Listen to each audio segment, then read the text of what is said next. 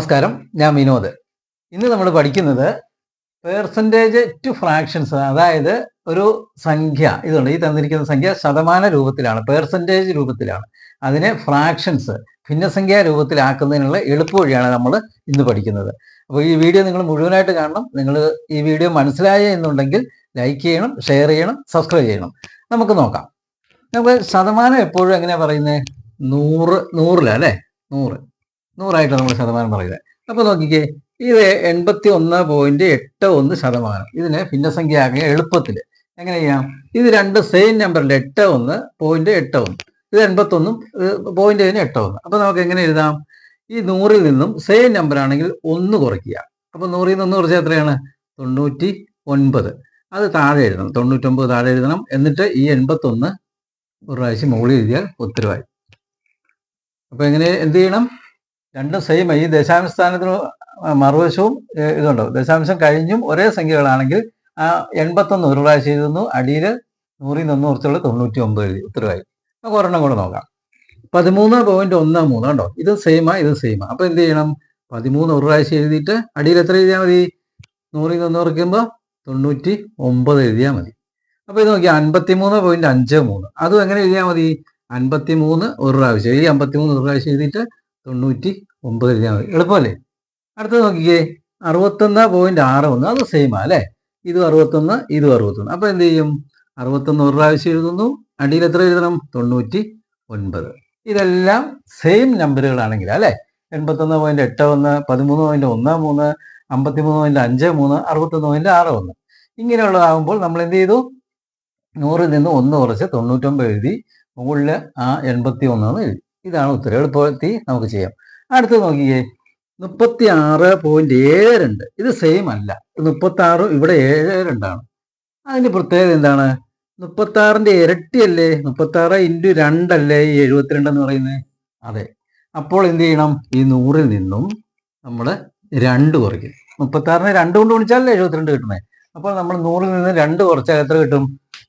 98 അല്ലേ? അപ്പോൾ ഈ 36 ഒരു പ്രാവശ്യം മുകളിൽ അംശമായിട്ട് എഴുതുന്നു, ഉണ്ടോ? ഈ 2 കുറച്ച് 98 താഴെ ഛേദമായിട്ട് എഴുതുന്നുണ്ടോ? ഇങ്ങനെ എഴുതിയാൽ മതി, ഉത്തരവായി. അടുത്ത് നോക്കി, 22.44. 22ന്റെ ഇരട്ടിയല്ലേ? എന്ന് വെച്ചാൽ 2 കൊണ്ട് ഗുണിക്കുന്നതല്ലേ ഈ 44 എന്ന് പറയുന്നത്? അതെ. അപ്പോൾ എന്ത് ചെയ്യണം? 2 കുറച്ച് എഴുതണം ഛേദമായിട്ട്.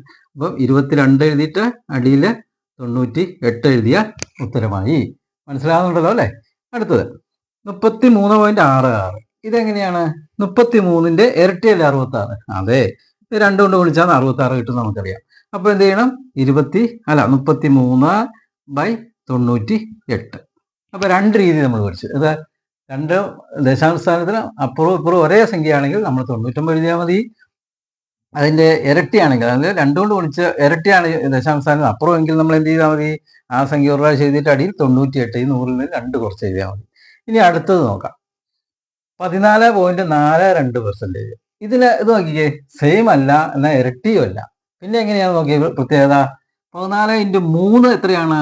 3 4 12, 3 3 4 42. 3 കൊണ്ട് ഗുണിച്ചാലാണ് ഈ ദശാംശ സ്ഥാനത്തിന് അപ്പുറത്തെ സംഖ്യ കിട്ടുന്നത്. അപ്പോൾ എന്ത് ചെയ്യണമെന്ന് അറിയോ? ഈ 100ൽ നിന്ന് -3 കുറയ്ക്കണം. അപ്പോൾ എത്രയാണ്? 97 അല്ലേ? 3 കുറയ്ക്കണം. കാരണം 3 ഇരട്ടിയല്ലേ ദശാംശ സ്ഥാനത്തിന് അപ്പുറത്തെ സംഖ്യ. അപ്പോൾ നമ്മൾ 3 100ൽ നിന്നും കുറച്ചിട്ട് അത് ഛേദമായിട്ട് എഴുതിയാൽ മതി. അപ്പോൾ 14 ഒന്ന് എഴുതുന്നു, അടുത്തതോ 97 എഴുതുന്നു. ഇതാണ് ഉത്തരം. അടുത്ത് നോക്കിയേ, 22.66. 22നെ × 3 അല്ലേ 66? അതെ. അപ്പോൾ എന്ത് ചെയ്യണം? 22 എഴുതുന്നു, അടിയിൽ എത്ര എഴുതണം? 97 എഴുതിയാൽ മതി അല്ലേ? ഭിന്നസംഖ്യാ രൂപമായി. അടുത്ത നോക്കിക്കേ, 11.3 ആണ് പെർസെൻറ്റേജ്. അപ്പോൾ 11ന്റെ 3 ഇരട്ടിയല്ലേ 33? അതെ. അപ്പോൾ 11 മുകളിൽ ഒരു പ്രാവശ്യം എഴുതി, അടിയിൽ എത്ര എഴുതാം? 97, 3 ഇരട്ടി ആയതുകൊണ്ട്. അപ്പോൾ ഇത് നിങ്ങൾക്ക് എഴുതാലോ. എങ്ങനെയാണ്? 15 × 3 ഇരട്ടിയല്ലേ 45? അപ്പോൾ നമുക്ക് 15 മുകളിൽ എഴുതുന്നു, അടിയിൽ എത്ര എഴുതണം? 97. ഇങ്ങനെ നമുക്ക് ഈ ഇങ്ങനെയുള്ള പ്രത്യേകതയുള്ള സംഖ്യകളിലൊക്കെ പെർസെൻറ്റേജ് എന്നാൽ ഫ്രാക്ഷൻസ് ആക്കാൻ എളുപ്പവഴി ഉണ്ട്. അപ്പോൾ നമ്മളല്ലെങ്കിൽ ഇതിനെയൊക്കെ 100 കൊണ്ട് 100ൽ ഇത്ര എഴുതി അങ്ങനെ ക്രിയ ചെയ്യുമ്പോൾ നമുക്ക് ഒത്തിരി സമയം ആവശ്യം വരും. അപ്പോൾ ഇതിങ്ങനെ എഴുതി കഴിഞ്ഞാൽ, ഈ ഒരു ട്രിക്ക് മനസ്സിലാക്കി വെച്ച് കഴിഞ്ഞാൽ നമുക്ക് മത്സര പരീക്ഷകളിലൊക്കെ ഉറപ്പായിട്ടും നമുക്ക് തെറ്റാതിരിക്കും. അപ്പോൾ ഇന്നത്തെ ക്ലാസ് നിങ്ങൾക്ക് ഇഷ്ടപ്പെട്ടെങ്കിൽ നിങ്ങൾ ലൈക്ക് ചെയ്യണം, ഷെയർ ചെയ്യണം, സബ്സ്ക്രൈബ് ചെയ്യണം. അപ്പോൾ അടുത്ത ക്ലാസ്സിൽ കാണുന്നതുവരെ ഏവർക്കും നന്ദി.